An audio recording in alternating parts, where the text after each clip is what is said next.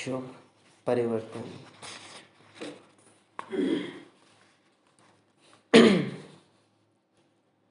तेरे सिवा ना मुझको कोई और देख पाए। आज की मुरली में बाबा ने मूल रूप से स्पष्ट किया है कि आत्मा को शरीर देख नहीं सकता, लेकिन आत्मा शरीर को देख सकती है।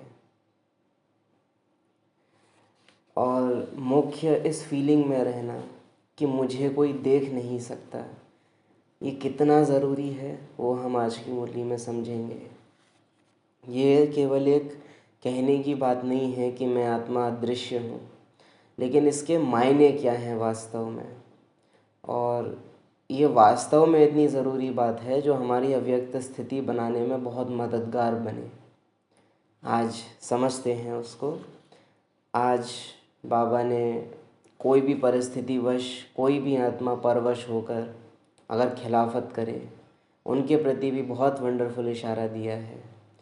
भाव नहीं बदले, सामना ज़रूर करो, लेकिन भाव उस आत्मा के प्रति मेरा बदलना नहीं चाहिए, क्योंकि भाव कल्याण का रहे। दो कारण से, या कहें तीनों कारण हैं। आत्माभिमानी हूँ तो वो मेरा भाई है, बाबा से मेरा प्यार है तो वो उसका बच्चा है, ड्रामा पर मुझे निश्चय है तो वो पार्ट बजा रहा है। तो अगर मेरा भाई है ये भूला, बच्चा है ये भूला, पार्ट बजा रहा है, तीनों में से कोई एक चीज़ गायब हुई, आपका भाव बदल जाएगा।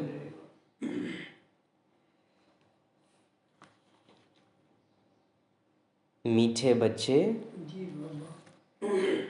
खुदा तुम्हारा दोस्त है, रावण दुश्मन है। अब जब बाबा कह रहे हैं रावण दुश्मन है, बाबा का भाव है देह भान तुम्हारा दुश्मन है। जब छोटे बच्चे होते हैं और आप उनको नहीं समझा सकते हो कि जल्दी सो जाओ, है ना, नहीं तो तबीयत ख़राब हो जाएगी, ऐसी जटिल बातें उसको समझ में नहीं आएंगी, तो उसको क्या बोला जाता है कि जल्दी सो जा, नहीं तो राक्षस आ जाएगा, भूत आ जाएगा। इस तरह की बातें बोल के उसको डराते हैं। जब बाबा कह रहे हैं कि मीठे बच्चे रावण तुम्हारा दुश्मन है, तो वास्तव में देह भान जैसे शब्द आत्माओं को कम समझ में आते हैं, तो बाबा यूज़ करते हैं रावण को, क्योंकि रावण कॉमन है, सब उसको जानते हैं। अगर समझो रावण की जगह कंस की कहानी ज़्यादा फेमस होती, कंस उतना फेमस नहीं है, रावण ज़्यादा फेमस है। रामायण लोगों ने ज़्यादा देखी है धारावाहिक कारणों के वजह से, जो सीरियल वगैरह बने। तो बाबा ने देखा कि इन सब की बुद्धि में जो रावण है वो बुरा है और राम जो है वो अच्छा है। तो बाबा ने रावण को उठाया और विलन बनाया कि रावण तुम्हारा दुश्मन है। और रावण क्या है? मैं, मेरापन, देह भान। तो इतना वंडरफुल युक्ति बाबा यूज़ करते हैं। खुदा तुम्हारा दोस्त है, रावण दुश्मन है, इसलिए तुम खुदा को प्यार करते हो और रावण को जलाते हो। अब वास्तव में हम ऐसा करते नहीं हैं, लेकिन बाबा का डायरेक्शन है कि दुश्मन है ये रियलाइज़ करो और फिर उसको जलाओ। अभी क्या हो रहा है कि हम रावण के साथ निभा रहे हैं और भगवान के साथ तोड़ निभा रहे हैं कि राम ना रूठे, लेकिन रावण का तो राज्य चल रहा है तो उससे तो बना के रखनी पड़ेगी।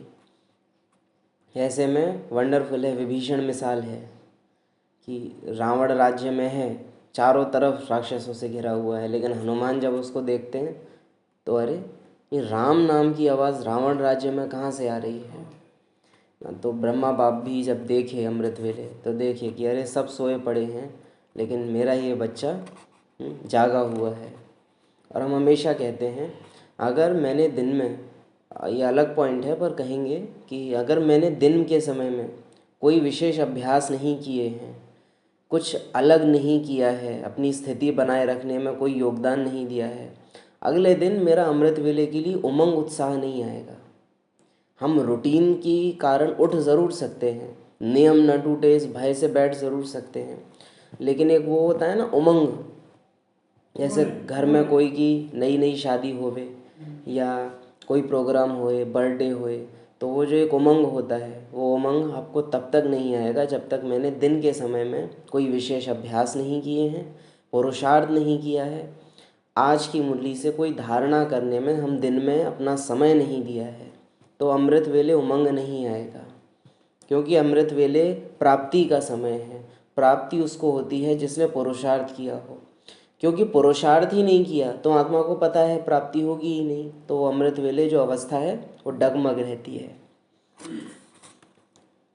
तो खुदा को प्यार करते हो और रावण को जलाते हो। तो कहा जा रहा है कि ऐसे कोई भी संकल्प, ऐसे कोई भी भावना जो रावण की है उसको जला दो, और जो खुदा की भावना हो, रूहानियत की भावना हो, उसे प्यार करो। जिस चीज़ को प्यार किया जाता है उसको बार बार देखा जाता है, उसको बार बार टच करने की इच्छा होती है ना। तो राम को प्यार करना है ना, या खुदा को प्यार करना माना ही शुद्ध संकल्पों में बार बार जाना। अभी हमारी जो गति है वो देखी जाए तो ऐसी होती है कि हम बार बार व्यर्थ संकल्पों में जाते हैं, लेकिन कहा क्या जा रहा है, शुद्ध संकल्पों में जाओ, अनादि संकल्पों में जाओ बार बार। ये निशानी होगी कि तुम्हारा खुदा से प्यार है। बाकी कहेंगे कि देह भान बहुत सूक्ष्म होता है। तो कई बाबा के बच्चों को ये भी फीलिंग आ जाती है मुरली पढ़ते पढ़ते कि मानो कहीं ऐसे शब्द आ जाए ना जिसमें मुसलमानी या इस्लामी शब्द हैं, तो वो करेक्ट कर देते हैं उसको अपने मन में कि जैसे खुदा है तो खुदा नहीं पढ़ेंगे, ईश्वर पढ़ने लग जाएंगे। उन्हें लगता है कि उन्हें बाबा से बहुत प्यार है, परंतु वो ये भूल जाते हैं कि शब्द बदल लिया, ठीक है, पुरुषार्थ नहीं किया तो भी कोई फ़ायदा होगा नहीं। ये जो आप हिंदू बनने की कोशिश कर रहे हैं आत्माभिमानी होने से ज़्यादा, तो पतन होगा, गिरोगे आप। खुदा को प्यार करो और रावण को जलाओ। दिन में अटेंशन इस पर देना कि व्यर्थ संकल्प जब आते हैं तो उनको जलाया, और जब ईश्वरीय संकल्प, पहली बात तो आएंगे नहीं, लाने पड़ते हैं। राम को सेतु बना के लंका आना पड़ता है। तो और ये बहुत एक हिडन मैसेज है कि रावण ने सीता का हरण अयोध्या में जाके नहीं किया है, वन में जाके किया है।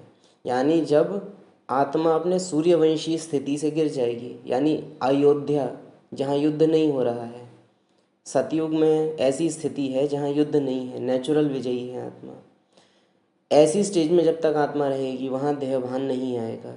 लेकिन जहाँ द्वैत आ जाएगा, है ना, जैसे त्रेता युग में देवताओं को थोड़ी थोड़ी फीलिंग, जो पदार्थों के प्रति संकल्प है वो चलने लगेंगे, देह के प्रति तो नहीं सोचेंगे, लेकिन राज्य और जो उनको दिखेगी संसार उसके प्रति भी उनके कुछ कुछ संकल्प जाने लगेंगे, उनके प्रति हल्का हल्का भाव उनको आने लगेगा, वो ज़्यादा सोचने लगेंगे उन वस्तुओं के प्रति। तो यानी अब युद्ध की स्थिति आ गई, क्योंकि दो हो गए। अब पहले केवल एक था, अब दो हो गए। अब रावण सीता का हरण करने आएगा। फिर उसके लिए क्या होगा कि पहले कोई इच्छा आएगी सामने कि सोने का हिरण चाहिए, और राम को सीता उसके पीछे भगा देगी। यानी आत्मा जो अपनी स्टेज है उसको छोड़ देगी उन वस्तुओं के पीछे, और फिर रूप बदल के रावण आएगा। तो अगर हम युद्ध की स्टेज में हैं पूरे दिन में, कि युद्ध की स्टेज क्या होती है, पुरुषार्थ करने की इच्छा तो है पर डिसाइड नहीं किया है कि मुझे करना क्या है, और अपने को बांधा नहीं है हमने, तो हम युद्ध की स्थिति में जाएंगे। इच्छा है पुरुषार्थ करने की तो वो हमसे मेहनत तो कराएगी, लेकिन मेहनत दिशाहीन, क्योंकि कुछ निश्चित नहीं किया है कि मुझे ये करना है। तो दिशा नहीं देने के कारण बुद्धि भागेगी, ऐसे ही वो बाबा बाबा तो करेगी लेकिन आत्माभिमानी स्थिति में नहीं जाएगी, क्योंकि उसे इतना पता है कि बाबा को कछू तो करना है, पर का वो डिसाइड नहीं किया है आत्मा ने सुबह सुबह। तो युद्ध की स्थिति आएगी और व्यर्थ संकल्पों में आत्मा गिरती है, और रोज़ सीता हरण होता है। ये कोई एक दिन की भी बात नहीं है, रोज़ होता है, रोज़। तो कहेंगे खुदा से प्यार करो और रावण को जलाओ, वो देखना दिन में। प्रश्न है, किन बच्चों को अनेकों की आशीर्वाद स्वतः मिलती जाती है? उत्तर है, जो बच्चे याद में रहे, स्वयं भी पवित्र बनते और दूसरों को भी आप समान बनाते हैं, उन्हें अनेकों की आशीर्वाद मिल जाती है। वे बहुत ऊंच पद पाते हैं। तुम बच्चों को श्रेष्ठ बनने की एक ही श्रीमत देते हैं, बच्चे किसी भी देहधारी को याद न कर मुझे याद करो। और भाव इसका मुख्य क्या है? देहधारी को देहधारी समझ याद मत करो। देहधारी को देखो कि ये भी मेरी ही संतान है, ये भी मेरा ही भाई है, तो उसकी याद भी उसको और तुम्हें दोनों को मेरी याद दिलाएगी। तो तुम हुए जीवन मुक्त और वो हुआ मुक्त। अगर मेरी आत्माभिमानी स्थिति है तो उसको मिली जीवन मुक्ति और मुझे मिली जीवन मुक्ति। लेकिन अगर मैंने उसको देह को देह समझ के देखा, हमको ना ये लगता है कि बाबा का ज्ञान 2 घंटे की मुरली है, 1 घंटे का योग है, पर बाबा का ज्ञान वास्तव में मुरली और योग से ज़्यादा तुम दिन में क्या कर रहे हो। मुरली और योग की भी महत्व क्यों है? बाबा कहते हैं मुरली मिस नहीं होनी चाहिए। क्यों मिस नहीं होनी चाहिए मुरली? क्योंकि तुमको दिन में उस हिसाब से चलना है। और सुबह की मुरली का क्यों महत्व है? क्योंकि दिन सुबह के बाद से ही शुरू होता है, सारे काम आपके सुबह के बाद शुरू होंगे। तो मूल भावना ही ये है। जो बच्चे याद में रहे स्वयं भी पवित्र बनते और दूसरों को भी आप समान बनाते। अब याद में रहे पवित्र बनना माना क्या? मैं आत्मा हूँ ही पवित्र, मैं आत्मा हूँ ही इच्छा मात्रम अविद्या, निरंतर इस स्मृति में रहना, तो आत्मा तो है ही पवित्र, वो पवित्र स्वरूप निकल के आता है। और आत्मा की पवित्रता पार्ट को भी शुद्ध बनाती है, स्वच्छ बनाती है। पवित्र तो ये शरीर हो नहीं सकता, पर हाँ पार्ट को ज़रूर शुद्ध बनाती है, स्वच्छ बनाती है, सत्व प्रधान बनाती है। जब मेरा सूक्ष्म चोला, ये स्थूल चोले की जो उत्पत्ति है ये किससे हुई है? काम विकार से। लेकिन जो मेरा सूक्ष्म शरीर है वो तो आत्मा के पास सतयुग से सेम है। सूक्ष्म शरीर का कभी विनाश नहीं होता। सूक्ष्म शरीर ड्रामा में अविनाशी है, आत्मा हमेशा ही अविनाशी है, उसका तो कभी विनाश नहीं हो सकता। ड्रामा में वो जैसे ही सतयुग में आता है, नारायण के शरीर में, कृष्ण के शरीर में आत्मा प्रवेश करते ही सूक्ष्म शरीर का निर्माण होता है। उसके बाद वो जन्म बदलता जाता है, वो सूक्ष्म शरीर अपना आकार बदलता जाता है। बड़े नारायण के आकार से छोटा हो गया, फिर अगला जन्म फिर से बच्चा। लेकिन सूक्ष्म शरीर निरंतर हमारा वही चल रहा है। इसलिए तो बाबा कहते हैं कि तुम्हारे अंदर सतो प्रधान संस्कार भी हैं, क्योंकि वो पार्ट बजाया है मैंने। याद करो, कैसे याद करेंगे? वो शरीर तो ख़त्म हो गया, फिर याद कहाँ से आएगी? वो संकल्प अभी भी आत्मा के अंदर है। तो शरीर, सूक्ष्म शरीर अपना आकार बदलता रहता है, परिवर्तनशील है पर अविनाशी है, इस तरह से है। तो जो बच्चे जितना हम अपने सूक्ष्म शरीर के सतो प्रधान संस्कारों को इमर्ज करते हैं, यानी आत्मा पूरे दिन या तो अपने पवित्रता के आदि स्वरूप में रहे या अनादि स्वरूप में रहे, यानी या तो विकारों से अनजान स्थिति या विकारों से परे की स्थिति। और हम कहेंगे पहले विकारों से परे होके ही आप विकारों से अनजान हो सकते हो। यानी पहले अनादि पवित्रता चाहिए, फिर ही आदि पवित्रता आती है कि विकार मेरे हैं ही नहीं, उनमें मेरापन है ही नहीं। तब ये स्टेज फिर पार्ट की आती है कि विकारों के प्रति आत्मा एकदम अनजान हो जाती है कि होता क्या है काम विकार, ये भी भान नहीं आता है बुद्धि में। जब मेरा सूक्ष्म शरीर बिल्कुल ऐसा प्योर हो जाए, एक भी उसमें विकारी संकल्पों के प्रति भावना ना बचे, एक भी विकारी संकल्प, देह भान से उत्पन्न संकल्प आत्मा पूरे दिन में करे ही नहीं, तो ये सूक्ष्म शरीर को छोड़ने के लिए तैयार हो जाता है। वरना सूक्ष्म शरीर स्थूल शरीर से क्यों चिपका हुआ है? ये विकारी है और सूक्ष्म शरीर में विकारी संकल्प और भावनाएं हैं, चिपके रहते हैं। जब आत्मा उन संकल्पों से न्यारी हो जाती है तो सूक्ष्म चोला भी क्या हो जाता है? लूज, जो बाबा बोलते हैं, चोला टाइट है या चोला लूज है, क्या फिटिंग है तुम्हारी? तो अमृत वेले अगर हम नहीं उड़ पाते हैं ना, बॉडी लेस नहीं हो पाते, अशरीरी नहीं हो पाते, तो दिनचर्या में सूक्ष्म शरीर अच्छा नहीं रहा है, तो अमृत वेले भी ये देह और सूक्ष्म शरीर अलग नहीं होंगे। दादियाँ क्यों सेकंड में अलग हो जाते थे या अलग ही रहते थे?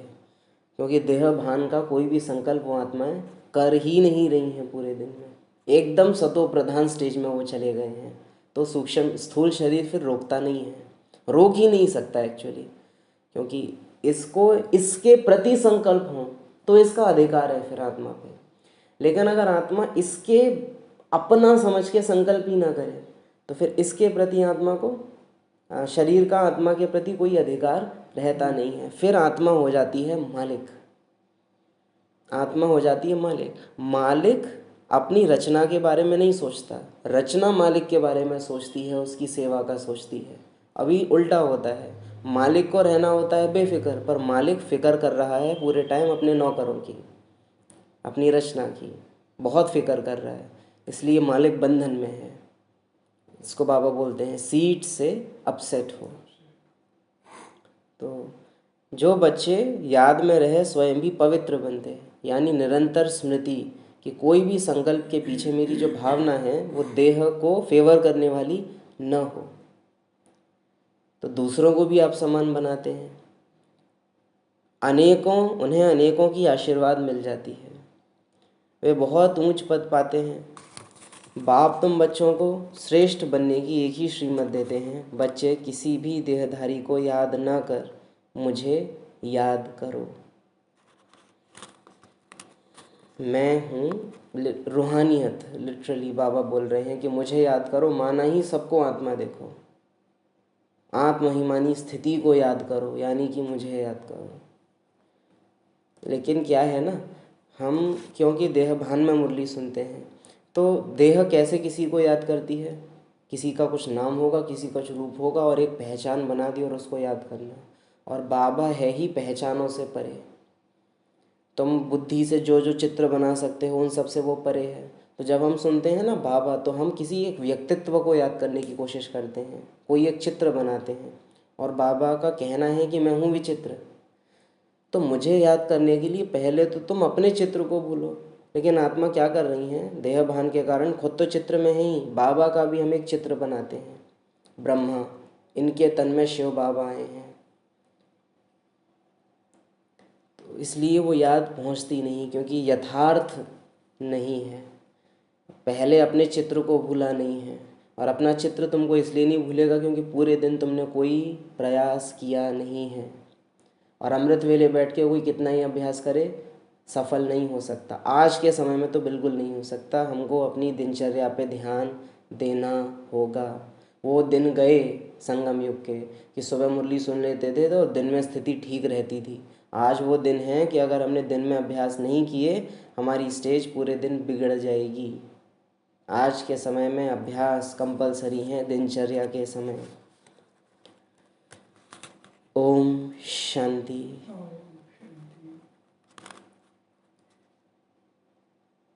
ओम शांति का अर्थ तो रूहानी बाप ने रूहानी बच्चों को समझाया है। ओम माना मैं आत्मा हूँ और ये मेरा शरीर है।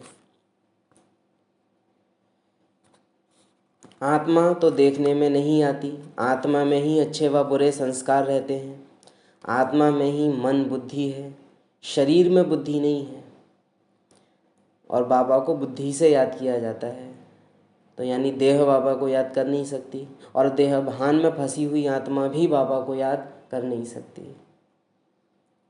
और देह में मेरी बुद्धि फंसी हुई है, इसकी निशानी क्या है? दैहिक संकल्पों का विस्तार होगा। बुद्धि में कोई भी चीज़ है उसकी निशानी है वो ऑटोमेटिक हो जाएगी, क्योंकि मन किसी भी संकल्प को शक्ति नहीं दे सकता। बुद्धि के थ्रू ही आत्मा अथॉरिटी देती है। जो वैल्यू शिव बाबा के लिए ब्रह्मा की है, वही वैल्यू आत्मा के लिए उसकी बुद्धि की है। ब्रह्मा तन में शिव बाबा ना आए तो कुछ कर ना सके। आत्मा जब तक बुद्धि को यूज़ ना करे वो कुछ नहीं कर सकती। और भाव प्रेरणा बाबा देता रहेगा, यानी मन यूज़ कर सकता है लेकिन बुद्धि वो है नहीं, ब्रह्मा तन चाहिए उसके लिए। वैसे ही अगर बुद्धि मेरी देह में फंसी हुई है तो देह के संकल्प ऑटोमेटिक आते रहते हैं पूरे दिन, और आत्मा उनमें फीलिंग डालती रहती है और वैसे ही संस्कार बन जाते हैं। तो आत्मा में ही मन बुद्धि है, शरीर में बुद्धि नहीं है। मुख्य है आत्मा, शरीर तो मेरा है, आत्मा को कोई देख नहीं सकते, शरीर को आत्मा देखती है। ये इतनी वंडरफुल लाइन है। आत्मा को कोई देख नहीं सकते, शरीर को आत्मा देखती है। ये क्यों ज़रूरी है कि हम इस अभ्यास में जाएं कि मुझे कोई देख नहीं सकता। मेरे को देखता है पर मुझे कोई नहीं देखता, यानी मेरे शरीर को सब देखते हैं। अहंकार की ज़िंदा रहने की एक शर्त है, उसे कोई देखे, उसे कोई देखे। जब तक कोई देख रहा है, आप पाएंगे जो घर में बड़े निश्चिंत रहते हैं ना, बहुत एकदम बच्चा है, आज के बच्चों में तो विशेष देखने में आएगा आपको, घर में रह रहे हैं, बड़े विनम्र हैं, बड़े अच्छे हैं, जहाँ बाहर निकलते हैं एकदम तन के चलना शुरू कर देते हैं, बॉडी लैंग्वेज बदल जाती है एकदम। क्यों? बाहर निकलते ही एकदम आप नेचुरल देखना, कुछ ऐसी हरकतें होती हैं जो हमसे होती हैं। घर में बाल कैसे कर रहे हैं, क्या कर रहे हैं, कोई ध्यान नहीं। बाहर निकलते ही एकदम हाथों पे बाल जा रहे हैं, बालों में हाथ जा रहे हैं, 10 बार कपड़े हम यूं यूं करके क्यों कर रहे हैं हम? ये घर में नहीं होता है, बाहर जाके क्यों होने लगता है? हमें कोई देख रहा है, और वो कोई भगवान नहीं होता उस समय, है ना। वो कोई कौन है? वो मनुष्य आत्मा है, और वो भी अहंकार है। तो अहंकार को पता है कि अहंकारों को कैसे पसंद आना है। अहंकार को, देहभान को पता है कि देहभानों को कैसे पसंद आना है, तो वो पूरे टाइम उसमें मेंटेन करने में लगा रहता है। आत्महिमानी स्थिति होगी तो उसे पता है कि बाबा मुझे देख रहा है और मुझे आत्माओं को देखना है। देहभान को पता है कि मुझे देहभानों को दिखाना है और उन देहभानों को मुझे देखना है। और बाबा कौन? बाबा कैसा बाबा? देहभान के लिए परमात्मा का कोई अस्तित्व नहीं है। देहभान संपूर्ण रूप से अज्ञान है, अज्ञात है उसको भगवान का।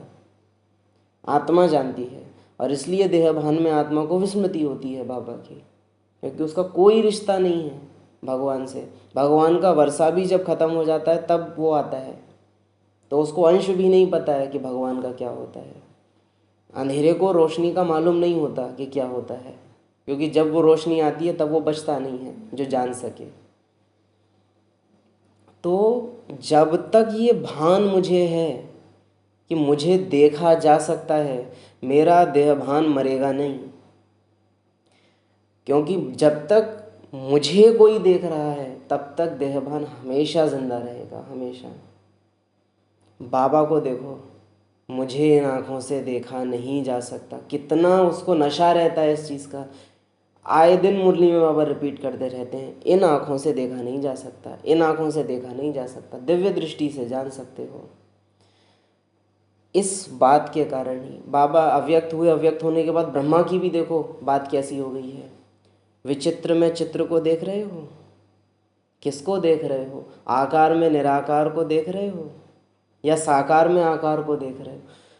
जैसे ही ब्रह्मा उस रूप में गए हैं, उनकी भाषा भी एकदम शिव बाबा जैसी हो गई है। वैसे ब्रह्मा ऐसी बातें नहीं करते थे, वैसे उनकी भाषा कैसी रहती थी? अरे अभी तो मैं भी बना नहीं हूँ और ये और वो। लेकिन जहाँ वो संपूर्णता आई तो भाषा कैसी हो गई? किसको देखने आए हो? अगर साकार को देखोगे तो आकार को देख नहीं सकोगे। अव्यक्त मिलन। तो ये भान खत्म करना, मुझे कोई नहीं देख सकता, ये सब देह को देख रहे हैं, मुझे कोई नहीं देख सकता, ना मेरे बाप को कोई देख सकता, ना मुझे कोई देख सकता। दिखाई तो केवल शरीर देते हैं, मैं आत्मा अदृश्य हूँ। और ये अभ्यास आज पूरे दिन हमारा दिनचर्या में, हम बाहर निकलें, भीड़ में निकलें, हर जगह हमको ये फीलिंग एक अंदर रखनी है कि सबको देह दिखती है, और देह भी नहीं, शरीर दिखता है। मैं आत्मा विदेही, मैं आत्मा अशरीरी, मुझे कोई देख ही नहीं सकता। मैं आत्मा अदृश्य हूँ, मेरा बाबा अदृश्य है, मेरा घर अदृश्य है। जो सच्चाई है वो दिखाई नहीं देती, लेकिन सच्चाई से सब कुछ दिखता है। मैं आत्मा सत्य स्वरूप हूँ, सच्चिदानंद की मैं संतान हूँ। हमें कोई देख नहीं सकता, पर हमारे लिए ही सब कुछ दिखाई दे रहा है। मैं आत्मा देख ही इसलिए पा रही हूँ क्योंकि मुझे कोई देख नहीं सकता। ये अभ्यास आज हमारा पूरा दिन रहे कि कोई भी हमारी तरफ देखे, उसके देखते ही हमको ये फीलिंग आ जाए कि इसने शरीर को देखा है, मुझे नहीं, मैं आत्मा तो दिखती ही नहीं हूँ। ये आज का पूरे दिन विशेष हमारा अटेंशन रहे।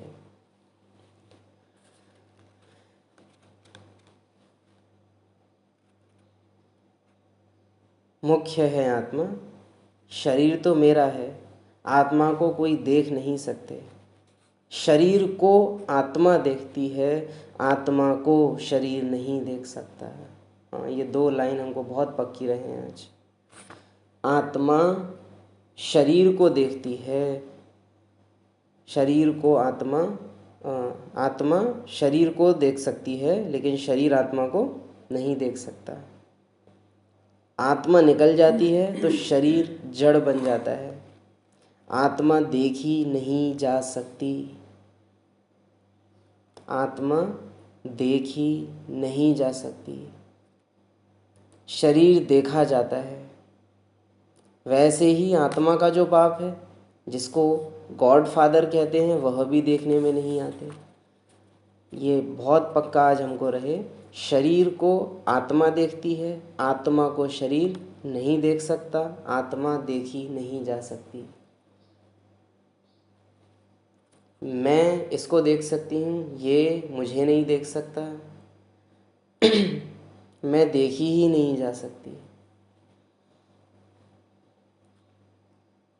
जितना हम इस दुनिया से अदृश्य होंगे उतना बाबा हमें देख सकता है। लेकिन जब तक इस दुनिया की मनुष्य आत्माएं मुझे देख रही हैं तो फिर बाबा मुझे नहीं देखेगा। बाबा उसको देखता है जिसे कोई नहीं देख रहा। एकांत का एक अर्थ ये भी है कि उसे कोई नहीं देख पा रहा है। जैसे सुनते हुए भी ना सुनना है, देखते हुए भी ना दिखना है। ये सब देख रहे हैं लेकिन नहीं, मुझे कोई नहीं देख सकता। तेरे सिवा ना मुझको कोई और देख पाए, वो है ही नेचुरल स्टेज। लेकिन आत्मा उस भान में जाए कि मुझे कोई देख नहीं सकता। आत्मा पर केवल किसकी नज़र पड़ी है? परमात्मा बाप की। और किसी की भी नज़र आत्मा पर पड़ ही नहीं सकती। देवताएं भी सतो प्रधानता को देख सकते हैं पर आत्मा को वो भी नहीं देख सकते, अनुभव भी नहीं कर सकते। अनुभव भी हम ब्राह्मण आत्माएं कर सकती हैं। वो आत्माभिमानी स्थिति के संस्कारों में हैं, आत्माभिमानी हैं, ऐसा बाबा भी कहने से गहराई में जब जाते हैं तो बचते हैं। आत्मा देखी नहीं जा सकती, शरीर देखा जाता है। अब पुरानी दुनिया कलयुग है, इनको अब बदलना है। तो पुरानी दुनिया क्या है? पुरानी दुनिया है पुरानी समझ। सूरज ढल के अगर शाम को आ जाए तो हम ये नहीं कहते हैं कि सूरज पुराना हो गया। समय पुराना नया नहीं होता। ये दुनिया वास्तव में पुरानी नहीं हुई है, लेकिन जो संस्कार हैं आत्मा के वो अब पुराने हो गए हैं। अब समय है उठ जाने का, और हम उठ नहीं रहे हैं। उठने के टाइम में भी हम संस्कार कौन से यूज़ कर रहे हैं? सोने वाले। गलत जगह पर गलत संस्कार यूज़ करना, यही तमो प्रधानता है। सही समय पर एक्यूरेट उस समय अनुसार संस्कार यूज़ करना, ये सतो प्रधानता है। संस्कारों से ही न्यारे हो जाना वो अव्यक्त स्थिति हो जाती है। लेकिन तमो प्रधानता का जो मूल कारण है वो ये है कि गंभीरता जो असमय प्रमाण होनी चाहिए वो अभी आत्माओं में नहीं है, बिल्कुल भी नहीं है। तो पुरानी दुनिया माना ही पुराने संस्कार, जिनको आत्मा अभी भी आउटडेटेड हो गए हैं एकदम, लेकिन अभी भी यूज़ कर रही है। मोटे रूप से आप देखें, बाल नहीं काटते फलाने दिन को, क्यों पता नहीं, बस नहीं काटते। क्यों नहीं काटते? बड़े बूढ़े कह गए। उस टाइम में हो सकता है वो ठीक हो, आज समय बदल गया, कोई तुक नहीं बनती है उस बात की। और बाबा ने क्लियर बोला है, बिना जाने कुछ भी मानना अंधश्रद्धा होती है, ब्लाइंड फेथ है। ब्लाइंड फेथ है। तो कोई भी ऐसा संस्कार जो अब यूज़ नहीं होना चाहिए वो यूज़ हो रहा है, तो हम ब्लाइंड फेथ में हुए। पुरानी दुनिया तो ख़त्म होनी चाहिए ना, यानी पुराने संस्कार तो, अब देहभान कितना वो होता है कि बाबा बोलेगा उधर से पुरानी दुनिया ख़त्म होनी चाहिए ना, हाँ बाबा विनाश तो होना चाहिए। अरे बाबा दुनिया की नहीं बोल रहा है, दुनिया का विनाश नहीं होता, उनका परिवर्तन होता है।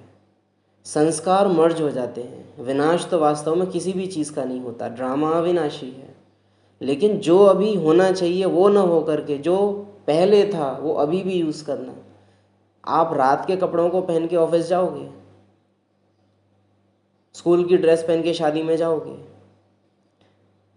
तो रावण के संस्कार संगम युग पे क्यों यूज़ कर रहे हो? बिल्कुल वैसी ही बात है। यही है पुरानी दुनिया, और ख़त्म होनी है का मतलब है सब आत्माओं के पार्ट उनमें मर्ज होने ही हैं। तुम पहले से कर लो। पुरानी दुनिया तो ख़त्म होनी चाहिए ना, पुराना घर ख़त्म हो गया, नया घर बनता है ना, वैसे ही है पुरानी दुनिया भी खलास होनी है। सतयुग के बाद फिर त्रेता, द्वापर, कलयुग, फिर सतयुग आना ज़रूर है। पहले के समय में वो विशेष होता था, मिट्टी के खिलौने चलते थे, मिट्टी का दीवार बन रही है, मिट्टी का घर, सब कुछ मिट्टी मिट्टी का चल रहा है। तो क्या होता था कि वो सब चीज़ें बनी और वापस मिट्टी में मिल जाती थी, जैसे वो कभी थी ही नहीं। आज हमारे पास प्लास्टिक जैसी चीज़ें हैं जो टूट जाएं लेकिन मिटती नहीं है। हमने संस्कार ऐसे बना लिए हैं, वो मिटते नहीं हैं, वो एक बार बन जाएं बस, फिर उसके बाद चलते रहते हैं चलते रहते हैं। और देखा जाता है अमृत वेले विशेष कोई एक व्यर्थ संकल्प अगर मुझे आ गया, फिर आप पाएंगे कि वो जाता नहीं है, या कहूँगा आत्मा जाने नहीं देती उसको। वो इतनी ऊर्जा उसमें डाल देती है पहली बार में ही कि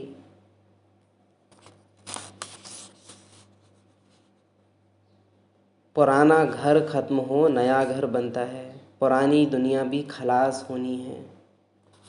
सतयुग के बाद फिर त्रेता, द्वापर, कलयुग, सतयुग आना है ज़रूर। रावण को वर्ष वर्ष जलाते आते हैं परंतु जलता नहीं, फिर जलाते रहते हैं। ब्राह्मण सोचेंगे मनुष्यों की बात हो रही है, बाबा कह रहे हैं तुम्हारी बात कर रहा हूँ।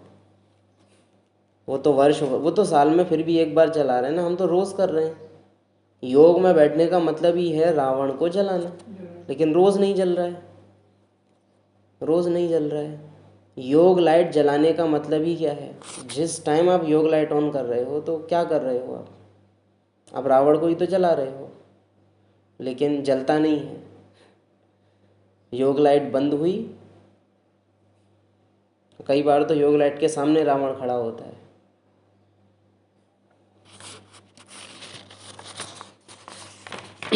ये हमको याद रहे, रावण खुद शिव भक्त दिखाया है, यानी देह भान को डायरेक्ट शिव बाबा से कोई दिक्कत नहीं होगी।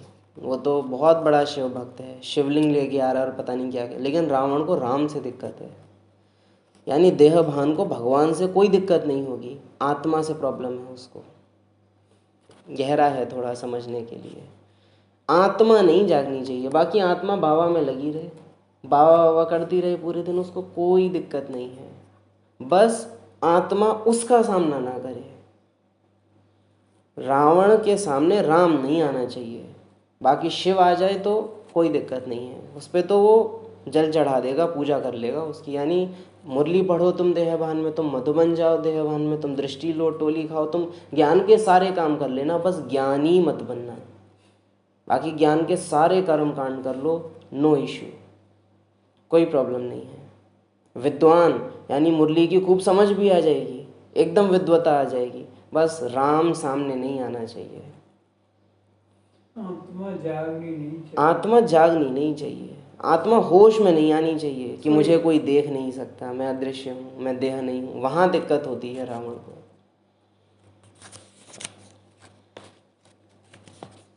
मुख्य हम कहेंगे कि स्टेज अच्छी नहीं है और मुरली पढ़ने की दिल नहीं कर रही है, वास्तव में ये अच्छी बात है। क्योंकि कई आत्माओं के अंदर हम हालत देखते हैं कि उनका स्टेज अच्छी नहीं है, लेकिन वो रूटीन में ऐसे अंधे हैं कि मुरली पढ़ेंगे ज़रूर।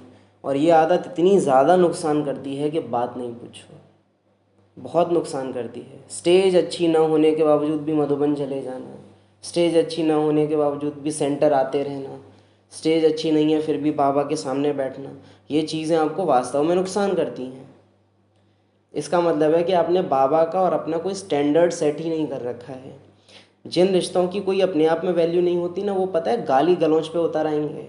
लेकिन जिन रिश्तों की वैल्यू होती है वो लोग क्या करते हैं, जैसे ही क्रोध आएगा ना, रुक जाओ, थोड़ी देर बाद बात करते हैं। क्यों? क्योंकि उन्हें पता है कि मूड ठीक नहीं है, मुख से कुछ ऐसा निकल सकता है जो संबंध को नुकसान पहुंचा दे। तो क्या करते हैं, अभी सामने मत आओ हमारे, हम थोड़ी देर बाद बात करेंगे। तो खुद ही हट जाते हैं कि दाग नहीं पड़ना चाहिए। हम क्या करते हैं, खराब स्टेज में भी लगे पड़े हैं। हम क्या कर रहे हैं, हम उस रिश्ते को ही गिरा लेते हैं नीचे। जैसे देवी देवताओं के लिए एक स्टैंडर्ड रखा था ना हमने कि जब तक नहाएंगे धोएंगे नहीं तब तक पूजा नहीं करेंगे। बाबा के लिए तो नहाने धोने का तो चलो अलग चीज़ रही, लेकिन यहाँ मनसा का था कि मनसा में व्यर्थ संकल्प नहीं आने चाहिए, तो नहीं आने चाहिए। बाबा ने बोला था अगर आ जाए तो जैसे स्थूल दुनिया में अगर पतितों को छू लेते हैं तो नहाते हैं दोबारा, तो तुमको भी ज्ञान स्नान करना चाहिए, तब मेरे सामने आओ। लेकिन हम क्या करते हैं, भुंडे सुंडे गंदे बाबा के सामने जाके बैठ जाते हैं। साफ होते ही हम दुनिया के सामने जाते हैं, गंदे होते ही हम बाबा के आगे आते हैं। बिल्कुल उल्टा है। हालांकि ऐसे भी नहीं कि गंदे होकर दुनिया वालों के सामने जाओ, पर बाबा के सामने तो एटलीस्ट 5000 साल में पहली बार वो आया है और हम उसके सामने कब जाते हैं। अभी कोई संबंधी आ जाए, रिश्तेदार आ जाए, हम बेड छोड़ के भागते हैं कि अरे नहीं बाहर बैठक में बैठाओ, यहाँ मत लाओ, बेडरूम में कंबल फैला पड़ा है। और बाबा की याद में हम कंबल में और कंबल एकदम ओढ़ के बैठ रहे हैं, बिस्तर पे ही बैठ जा रहे हैं बाबा की याद में। और फिर हम कहते हैं बाबा आपसे हमारा जितना प्यार है उतना तो हमने कोई से नहीं किया।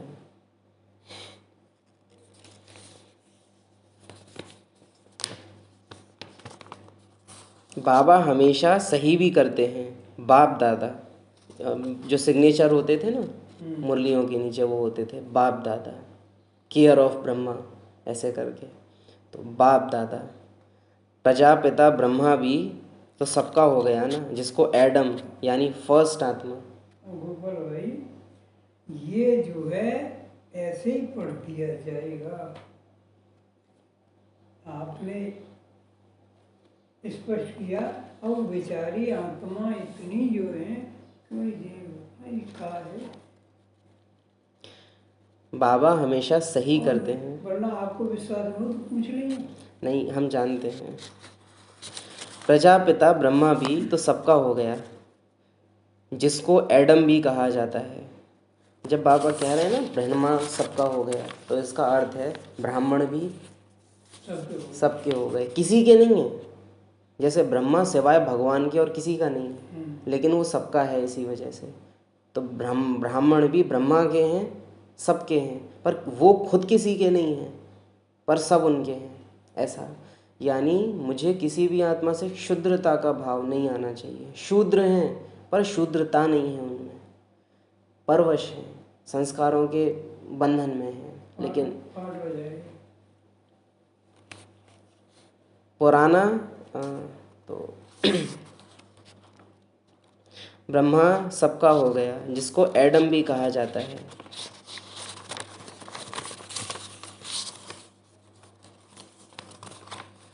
उनको ग्रेट ग्रेट ग्रैंडफादर कहा जाता है। मनुष्य सृष्टि में प्रजापिता हुआ। एडम यानी कि पहली आत्मा जो परम धाम से उतरी, आदम। एडम शब्द जो ईसाई भी इस्तेमाल करते हैं। एडम और आदम दोनों एक ही बात आती है। हर धर्म में वो कॉमन चीज़ है कि प्रथम पुरुष और प्रथम स्त्री, वो तो हर एक धर्म में चलता है। आदि देव और आदि देवी वो चलता है कि पहले पहले देवता भी यही हैं और पहले पहले बच्चे भी यही हैं। तो एडम अर्थात ही जो पहला है, और ग्रेट ग्रेट ग्रैंडफादर यानी कि जो आखिरी है। दोनों ही वंडरफुल पार्ट इस आत्मा के हैं। बच्चे में सबसे बच्चा ये और बूढ़ों में सबसे वृद्ध ये। इसके जैसा न बच्चा कोई, इसके जैसे न वृद्ध कोई। बूढ़ा कहना डिसरिगार्ड है। हम अनुभवी, हम कई बार ना ये भूल जाते हैं। शिव बाबा कह सकते हैं बहुत सारी चीज़ें ब्रह्मा को, हम नहीं कह सकते। दादाजी पिताजी को बहुत कुछ बोल सकते हैं, संतान थोड़े ना वो सब बोल सकती है। लौकिक में बहुत अच्छा हमको वो लगता है कि कभी भी सिरहाने नहीं बैठा जाता, बड़े बूढ़े जो होते हैं। अब तो आज तो खैर बेड हो गए हैं तो किधर भी बैठो, बट खाट जो होती थी उनमें जो बुनाई वाली साइड है उस तरफ बैठ सकते थे, बट जिस तरफ सर रखते हैं वहाँ बैठ नहीं सकते थे। विशेष तब तो बिल्कुल भी नहीं जब कोई बड़ा वहाँ है तो सिरहाने कुर्सी डालना वो सब कायदा नहीं होता था बिल्कुल भी। वैसे भी वो कहानी में ना दुर्योधन सिरहाने जाके बैठा था, हार गया था। तो यानी क्या है, ब्रह्मा तुम्हारा पिता है, इस बात को भूलना नहीं। तुम्हारी तरह उसने पार्ट बजाया है, लेकिन वो तुम में से क्या कहें, तुम में से एक तो है, पर वो एक मेरा है। उसकी जो वैल्यू है वो मेरे जितनी है। उसको कॉमन ना कर लेना कि अरे ब्रह्मा गावड़े का छोरा शिव बाबा बोल देते हैं, ये तो पतित था। जो खुद पतित ना है, बहुत भारी कीमत आत्मा चुकाती है इन चीज़ों की, है ना। तो पहला पहला बच्चा भी है और आखिरी आखिरी वृद्ध आत्मा, अनुभवी आत्मा भी है। मनुष्य सृष्टि में प्रजापिता ब्रह्मा हुआ। प्रजापिता ब्रह्मा द्वारा ब्राह्मण रचे जाते हैं, फिर ब्राह्मण सो देवता बनते हैं। देवताएं फिर क्षत्रिय वैश्य शूद्र बन जाते हैं। इनको कहा जाता है प्रजापिता ब्रह्मा मनुष्य सृष्टि का बड़ा। तो आज बाबा की फ़ोटो के सामने क्या फीलिंग है? मनुष्य सृष्टि का बड़ा। आपके जितना बच्चा कोई नहीं और आपसे वृद्ध भी, आपसे ज़्यादा अनुभवी भी कोई नहीं। नए ते नए आप, पुरातन से पुरातन, पुराना तो नहीं कहेंगे पर पुरातन। पूर्वजों के भी पूर्वज आप और अग्रजों के अग्रज भी आप। सबसे आगे भी आप हो, सबसे आखिरी भी आप हो। आदि भी आपसे है, अंत भी आपसे है। शुरुआत आपसे है, ख़त्म आपसे है। स्थापना आपसे, पालना आपके द्वारा, विनाश भी आपसे। ईश्वर का आना आपसे, ईश्वर का जाना आपसे। घर का आना आपसे, घर से जाना आपसे। ड्रामा की शुरुआत तुमसे, ड्रामा का एंड तुमसे। हमको याद आता है बाबा कहते हैं बाप रिबिन नहीं काटेंगे कि हाँ मैं तो नई दुनिया की काटूंगा, ये छोटी मोटी बिल्डिंग खोलने की रिबिन ये तुम ही लोग काटो। बाबा से रिबिन कटवाते थे ना, बाबा नहीं काटते थे कभी। बच्चों को आगे कर देते कि तुम काटो। बाबा को रहता होगा कि नई दुनिया तो मुझे ही शुरू करनी है, यहाँ जो छोटी मोटी चीज़ें हैं ये यही कर लें, सही है ज़्यादा रिबिन विबिन काटना। तो बहुत ऊंचा पार्ट है। हम कहेंगे ईश्वर और ईश्वर की सर्वश्रेष्ठ रचना हमारे बीच से होकर अव्यक्त हो गई और हमको एहसास नहीं है कि कौन होकर गया है, किसका चित्र हमारे पास है। यही वंडर है संगम युग का कि सबसे ज़्यादा वैल्यूएबल चीज़ें सबसे ज़्यादा साधारण होती हैं और सबसे ज़्यादा साधारण चीज़ें सबसे ज़्यादा वैल्यूएबल बनी हुई हैं। साधारण भी नहीं, वेस्ट बेस्ट बना रखा है और बेस्ट को साधारण कर रखा है। ये विडम्बना है, रॉयल माया है ये संगम युग की। लेकिन ये जो मंथन है ना, इसमें जाना कि शुरुआत भी आपसे और एंड भी आपसे। सबसे पहले आप, सबसे आखिरी आप। सूर्य उदय भी तुमसे, सूर्य अस्त भी तुमसे। रात की शुरुआत तुमसे, रात का अंत भी तुमसे। सूरज ढलता तुम्हारे द्वारा है, सूरज उगता भी तुमसे है। या कहें तुम ही सूरज हो। तुम उगते हो तो संसार नया हो जाता है, तुम ढलते हो तब हम तारे दिखते हैं। वो जब ढलता है तब तारे दिखाई देते हैं, वरना जब तक सूर्य है तब तक तारे दिखेंगे नहीं। चंद्रमा भी अगर अपनी चांदनी पूरी बिखेर दे तो तारे उतने नहीं दिखते। तो सब करके खुद को छिपाया। वो करता ही इसीलिए क्योंकि उसे पता है कि अगर मैं जो हूँ, जैसा हूँ वैसा बाहर आ जाऊँ। ब्रह्मा अपने पार्ट द्वारा जितना प्रत्यक्ष कर सकते थे वो बाबा ने नहीं किया, वरना ब्रह्मा अकेले इतने सक्षम थे जो प्रत्यक्षता कर देते शिव बाबा की एक दृष्टि से। लेकिन अपने पार्ट का इतना मिनिमम यूज़ किया है, इतना मिनिमम जो बस जो काम होने हैं वो हो जाएं। इतना अपने को छुपा के रखा है। बाकी याद करो वो महावाक्य शुरुआत की मुरलियों के, जो बाबा बोलते हैं कि स्थापना का कार्य तो ब्रह्मा का ही था, है और रहेगा। तुम तो सहयोगी हो, तो हम ये जो जितना ले लेते हैं ना कि विश्व का कल्याण, विश्व की सेवा, वो ब्रह्मा का ही काम है। हम अपना ही कर लें वो बड़ी बात है। बड़ी बात। और हम सेवा में ज़्यादा क्यों भाग रहे हैं? क्योंकि हमें मालूम है कि हम स्व का करने में बहुत पीछे हैं, इसलिए सेवा की सब्जेक्ट हम ज़्यादा पकड़ते हैं।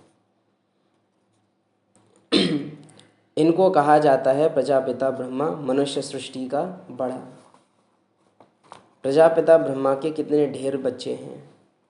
बाबा बाबा कहते रहते हैं, यह है साकार बाबा, शिव बाबा है निराकार बाबा। How sweet. हाँ, यह है साकार बाबा, शिव बाबा है निराकार बाबा। अब ये ना प्रैक्टिकल में यूज़ करने वाली चीज़ें हैं, है ना, कि हम बाबा के फ़ोटो के सामने बैठें और फिर इस ड्रिल में जाएं कि आज बाबा ने ब्रह्मा के लिए क्या कहा, फिर उनको प्रैक्टिकल में सामने लाएं। चलिए करते हैं, अभ्यास करते हैं। 1 सेकंड में अशरीरी हो। ब्रह्मा बाप के चित्र के सामने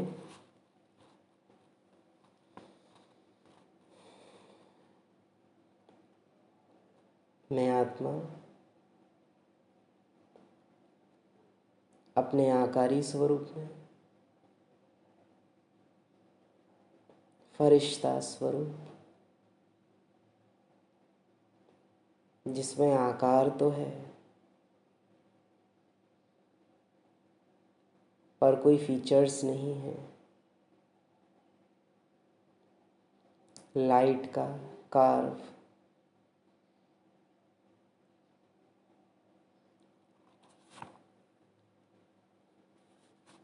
मैं आत्मा अपने सामने देख रही हूँ इस सृष्टि की सबसे पहली आत्मा को।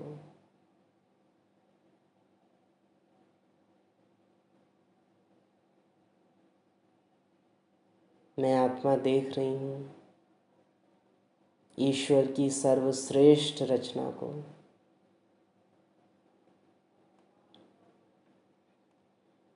मैं आत्मा देख रही हूँ प्रथम देवता को।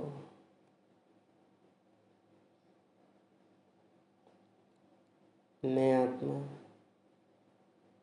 देख रही हूँ देवादिदेव को।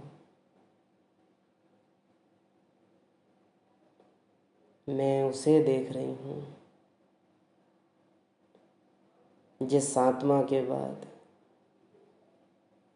सर्वात्माओं का आगमन शुरू होता है।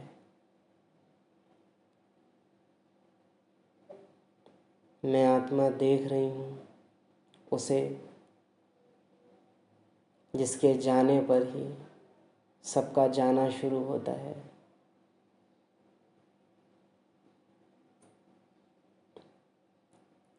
हे आँखों,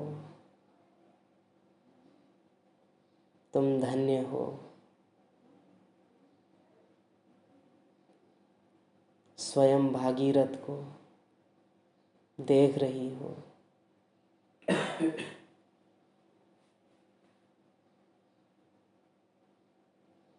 देख रहे हैं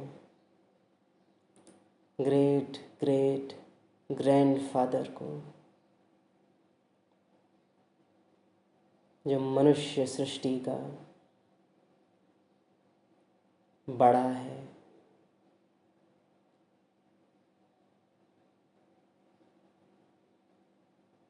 प्रथम शिशु भी यही, अंतिम वानप्रस्थी, सबसे अनुभवी भी यही। 84 का पाठ बजाने वाली मैं आत्मा देख रही हूँ पूरे 84 का पाठ बजाने वाली नंबर 1 आत्मा को।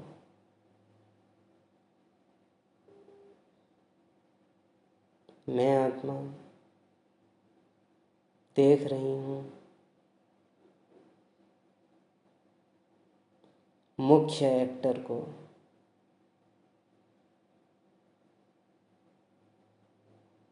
जिसके उगने से ड्रामा में सूर्योदय होता है,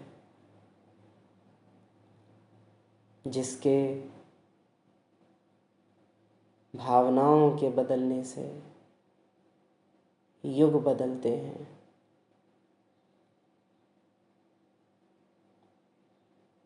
जिसके ढलने से ड्रामा में रात हो जाती है। मैं आत्मा देख रही हूँ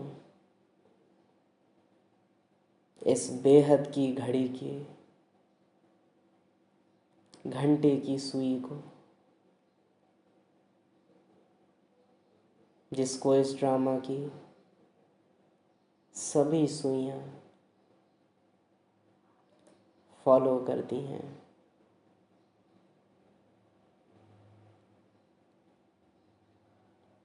हे प्रजापिता ब्रह्मा, मेरे पिताश्री ब्रह्मा,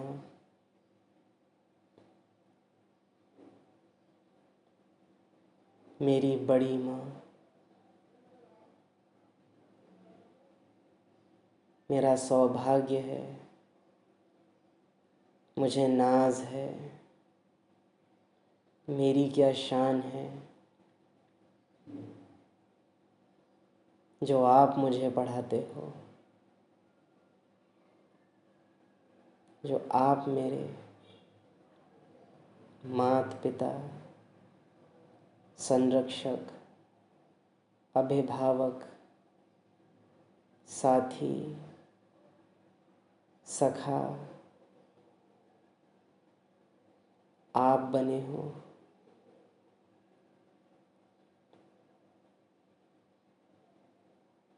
पिताश्री ब्रह्मा, मेरे पिताश्री इतने श्रेष्ठ, तो मुझे फिर कैसा होना चाहिए?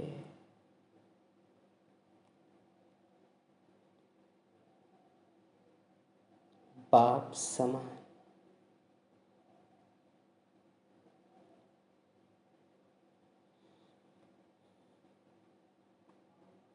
अच्छा,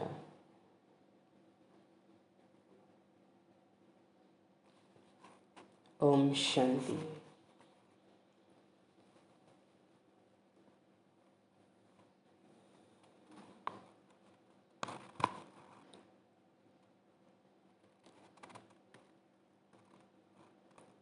इनको कहा जाता है प्रजापिता ब्रह्मा। मनुष्य सृष्टि का बड़ा। ये ड्रिल्स, ये मंथन दिन में जितनी बार भी हम ब्रह्मा बाप के चित्र के आगे जाएं, न भी जाएं तो मन के आगे उसका चित्र लाएं और बार बार रिवाइज करें। बाबा बाबा कहते रहते हैं, यह है साकार बाबा, शिव बाबा है निराकार बाबा। रावण ने ही दुख की दुनिया बनाई है। ऐसे नहीं जिनके पास बहुत पैसे हैं, बड़े बड़े महल हैं, वह स्वर्ग में हैं। बाप समझाते हैं, भल किसके पास करोड़ हैं, परंतु वह सब तो मिट्टी में मिल जाने वाले हैं।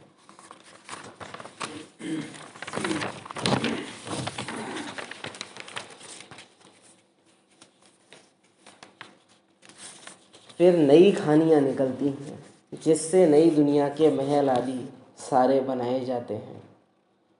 यह पुरानी दुनिया अब खत्म होनी है। फिर से वो महसूस करें, पुरानी दुनिया खत्म होनी है, माना ही पुराने संस्कार मर्ज होने हैं। ये बाहर की बात नहीं है, बाहर की दुनिया तब तक ख़त्म नहीं होगी जब तक अंदर संस्कार रहे हुए हैं, नहीं होगी वो ख़त्म। अब बाप कहते हैं तुम पवित्र बनो, सबको पार्ट में आना ही है। तब तक बाप तुमको तैयार कराते हैं। तुम तैयार हो जाएंगे तो फिर जो भी आत्माएं हैं वह सब आ जाएंगी, फिर खलास। अभी तुम तैयार नहीं हुए हो, इसीलिए परम धाम से भी आत्माएं अपना आखिरी पार्ट बजाने आ नहीं रही हैं। कहते हैं ब्रह्मा की आयु शास्त्रों में 100 वर्ष है। यह जो ब्रह्मा है जिसमें बाप बैठ वर्षा दिलाते हैं, उनका भी शरीर छूट जाएगा। छूट गया।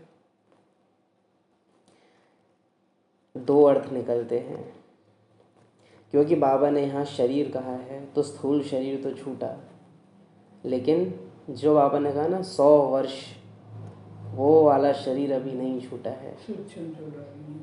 अव्यक्त शरीर अभी नहीं छूटा है, और शुक्र है कि नहीं छूटा है, नहीं तो हमको चांस नहीं मिलता कोई। शुक्रिया बाप दादा दोनों को, ड्रामा को भी।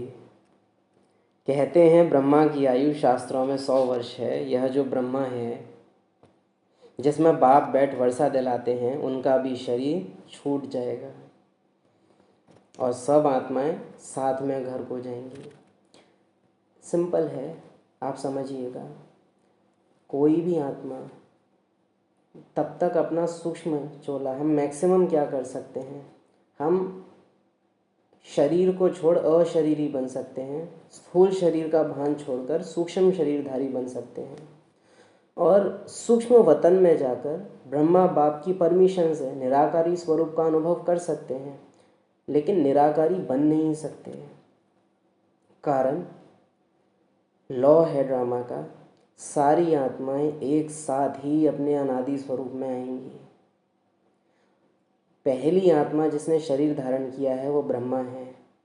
ये ड्रामा का रिगार्ड है उस आत्मा को, और ये अधिकार है, ये अथॉरिटी है उस आत्मा की, कि जब तक वो आत्मा अपने निराकारी स्वरूप में नहीं जाएगी, सृष्टि की कोई भी आत्मा अपने निराकारी स्वरूप में नहीं जाएगी। बाबा ड्रामा का लॉ बताते हैं कि कोई भी आत्मा ड्रामा को बीच से छोड़ नहीं सकती। क्यों? क्योंकि जो फर्स्ट आत्मा आई है उसने नहीं छोड़ा है। जो ब्रह्मा नहीं कर सकता वो कोई भी नहीं कर सकता। ब्रह्मा डेड लाइन है, ब्रह्मा ही स्टार्टिंग की लाइन है, उसी से सब कुछ शुरू होगा, और उसने जो नहीं किया है वो कोई नहीं कर सकेगा। और जहाँ ब्रह्मा कर लेता है वहाँ भगवान भी कहने लगता है इसने कर लिया, तुमने क्यों नहीं किया। इसलिए शिव बाबा कुछ भी अगर कह पाते हैं ना कि तुम ये करो, वो कहने के पीछे जो आधार है उस निराधार का, वो ब्रह्मा है। एग्जाम्पल, बाबा निराधार है, निराकार है, लेकिन उसका भी आकार ब्रह्मा है, उसका भी आधार ब्रह्मा है। वो एक एक स्टेटमेंट, एक एक बात बाबा की जो बोल पा रहा है, उसके पीछे जो अथॉरिटी है, सोचो वो ब्रह्मा है। वरना शिव बाबा का ज्ञान विदाउट प्रूफ, वो परम ज्ञान होता पर विदाउट प्रूफ होता। ब्रह्मा प्रूफ है उसके ज्ञान का, ब्रह्मा प्रत्यक्षता है उसके ज्ञान की। तो जब 100 वर्ष हो जाएंगे उनका भी शरीर छूट जाएगा। आत्माओं को बैठ, आत्माओं का जो बाप है वह समझाते हैं, मनुष्य मनुष्य को पावन बना ना सके। हम जब मुरली पढ़ते हैं तो एहसास होता है कि कितने ऑर्डिनरी बातें समझ के हम इनको पढ़ के छोड़ दें, लेकिन ध्यान देवें तो पता चलता है कि कितने गहन राज छुपे हुए हैं, और अभी भी पढ़ाई कितनी अधूरी रही हुई है। बाप आते ही हैं मनुष्य मात्र की तकदीर जगाने। सब पतित दुखी हैं ना, त्राही त्राही कर विनाश हो जाएंगे। इसलिए बाप कहते हैं त्राही त्राही करने के पहले मुझ बेहद के बाप से वर्षा ले लो। यह जो कुछ दुनिया में देखते हो यह सब खत्म हो जाना है। दिख रहा ना तुमको, ये संकल्प आ गया, वो संकल्प आ गया, ये चित्र, वो, ये सब खत्म हो जाएगा। बाहर की दुनिया नहीं, अंदर आप मुए मर गई दुनिया। Fall of Bharat, rise of Bharat, इसी का खेल है।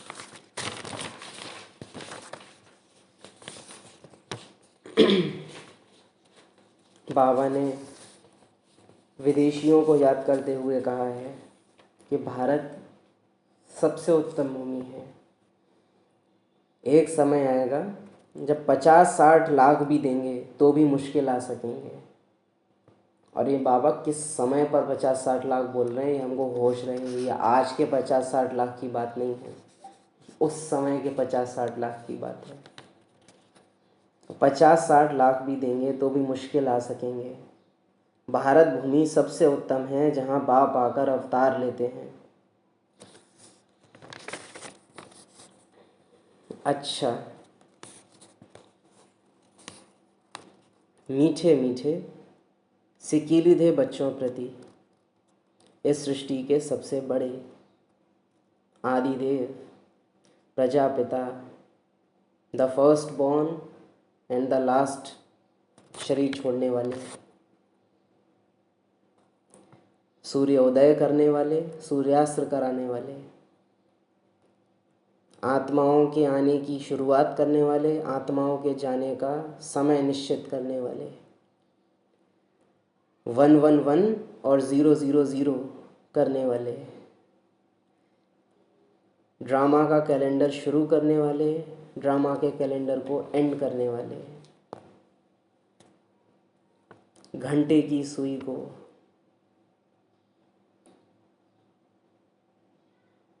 बाप दादा को याद, प्यार और गुड मॉर्निंग।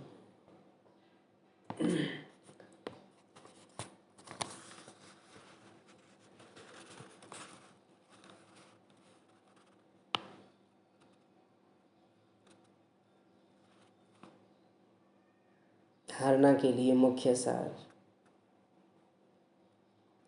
श्रीमत पर पवित्र बन, हर कदम बाप की मत पर चल, विश्व की बादशाही लेनी है। बाप के समान दुखहर्ता सुखकर्ता बनना है। मनुष्य से देवता बनने की यह पढ़ाई सदा पढ़ते रहना है। सबको आप समान बनाने की सेवा करके आशीर्वाद प्राप्त करनी है।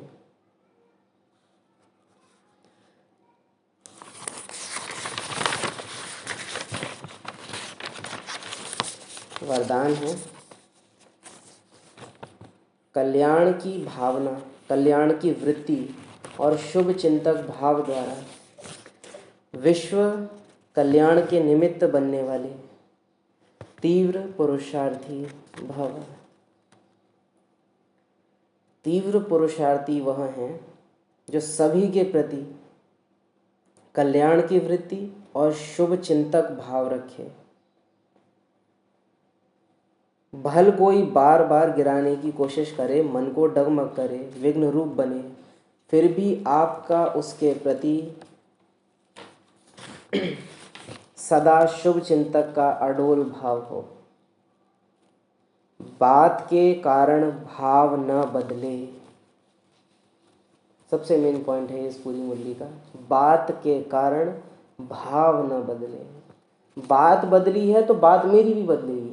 ऐसा नहीं है कि वो उधर से गाली दे और मैं मीठे बच्चे करूं, ये मूर्खता भी नहीं करनी है।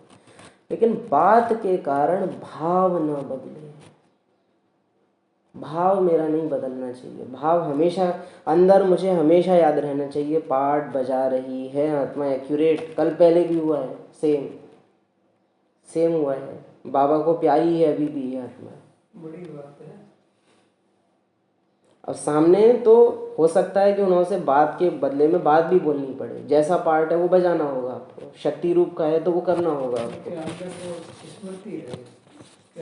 हम कई बार यहाँ ना ब्रह्मा बाप को उल्टा फॉलो कर लेते हैं कि अरे बाबा तो ऐसा कभी नहीं करते। वो प्रजापिता है, आप प्रजापिता नहीं हो, आप प्रजा भाई भी नहीं हो। चलो आप ये कहें ना कि वो तो पापा थे इसलिए उनको कहते थे। बाबा हमको प्रजा भाई नहीं कहते। कहा कह सकते थे अगर उतनी अथॉरिटी रखनी थी हमको तो, लेकिन क्या कहा? बाबा के लिए ये नहीं था कि पहले 100 फिर विश्व।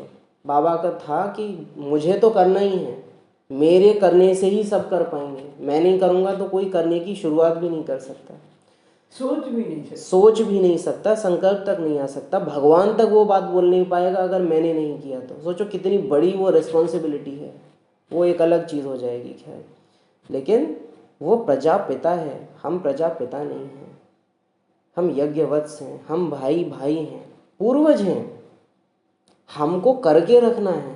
लेकिन पूर्वजों की रिस्पॉन्सिबिलिटी जब उनके आगे वाले कुछ गलत करें उनको करेक्शन करने की भी होती है। बड़े भाई बहनों की रिस्पॉन्सिबिलिटी होती है कि बाप को छोटे भाई बहनों पे हाथ ना उठाना पड़े। जो बड़े भाई बहन हैं उनकी रिस्पॉन्सिबिलिटी है कि वो घर में इतना अनुशासन कायम करके रखें कि माता पिता को डायरेक्ट बोलना ना पड़े।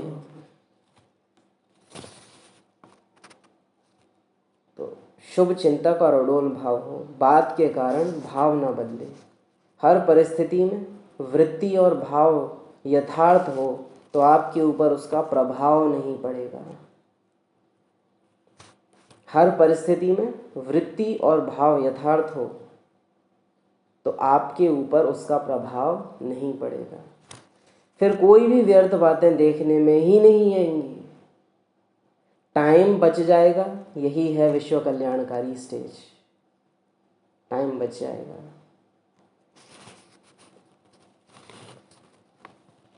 ये जो बाबा कह रहे हैं ना व्यर्थ बातें देखने में ही नहीं आएंगी, ये कौन सी बातें हैं? जब वो एक्ट कर रहे हैं तब तो वो कर ही रहे हैं, लेकिन वो एक्ट हो जाने के बावजूद भी बार बार हम जो याद करते रहते हैं ना, ऐसा करो ऐसा करो बताओ ऐसा करो, बार बार बुद्धि जाती। ये है बात को देखना। वो घटना घट रही है तो हम सीन देख रहे हैं, लेकिन वो सीन घटने के बाद भी उसको सोचते रहना, तो फिर अब बात को देख रहे हैं। गांठ बांध के लगी, तो यानी कि भाव बदल गया है। दिल में मत रखो, वो रख ले।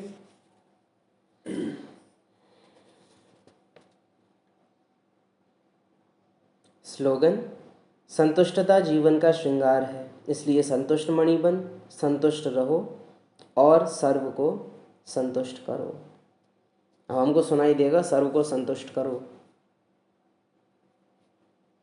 और ना ये सुनाई देना चाहिए कि संतुष्ट रहो, सुनाई देना चाहिए संतुष्ट मणि बन। मैं हूं संतुष्ट मणि आत्मा। अव्यक्त इशारे एक मत अर्थात एकता का वातावरण बनाने के लिए समाने की शक्ति धारण करो, भिन्नता को समाओ। जो मुझसे अलग है वो मेरा है नहीं। सबसे पहले तो ये संस्कारों में लाओ।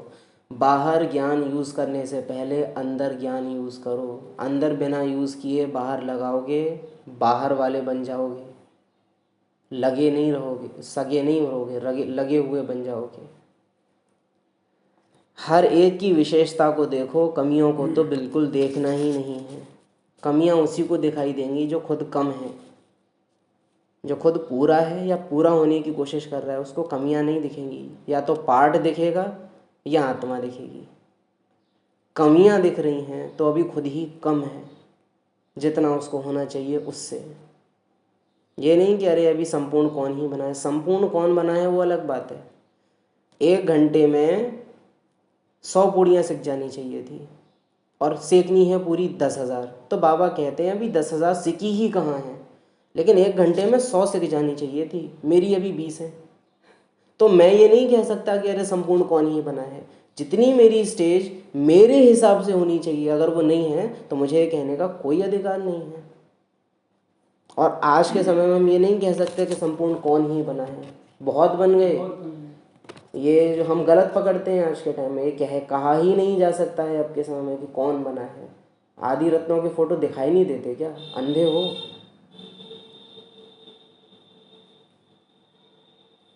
जैसे चंद्रमा अथवा सूर्य को ग्रहण लगता है तो कहते हैं कि देखना नहीं चाहिए। कितनी सुंदर एग्जाम्पल बाबा ने यूज़ की है। इस वाले ग्रहण में बाहर निकलने से मना किया गया है कि जब खुद पे ग्रहण पड़ा हुआ हो तो बाहर मत निकलो। स्थूल ले लिया है उसको।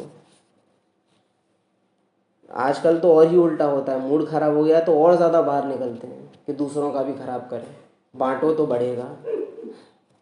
हाँ, ये होता है आज के टाइम में। खुश हैं, अरे आज खाऊ तेना मिलेंगे, हमारा मूड बहुत अच्छा। और दुखी हो, मैं अकेला ही क्यों दुखी हूँ, सब दुखी हो। सबको दुखी होना चाहिए। जैसे चंद्रमा अथवा सूर्य को ग्रहण लगता है तो कहते हैं कि देखना नहीं चाहिए, नहीं तो ग्रहचारी बैठ जाएगी। तो किसकी कमी भी ग्रहण है, उसे कभी नहीं देखो। किसी की कमी ग्रहण है, ग्रहण है। उसे कभी नहीं देखो।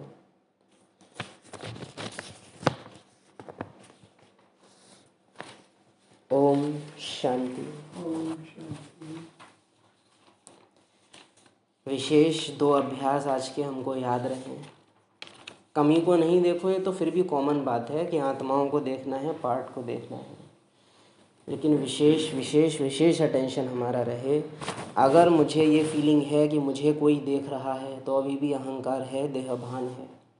देहभान को ख़त्म करने के लिए ये पक्का करो, मैं आत्मा अदृश्य हूँ, मुझे देखा नहीं जा सकता। शरीर को देखती है आत्मा, आत्मा को शरीर देख नहीं सकता, आत्मा को देखा ही नहीं जा सकता। ये 3 लाइन। शरीर आत्मा को देख नहीं सकता, आत्मा शरीर को देख सकती है, आत्मा को देखा ही नहीं जा सकता। ये 3 लाइन बाबा ने कही है मुरली में।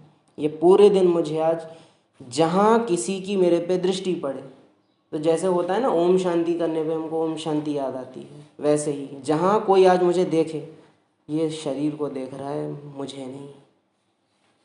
मुझे तो बाबा ही देख सकता है। और जिस घड़ी मुझे ये फीलिंग है कि मुझे ये देख रहे हैं, बाबा मुझे नहीं देख रहा है।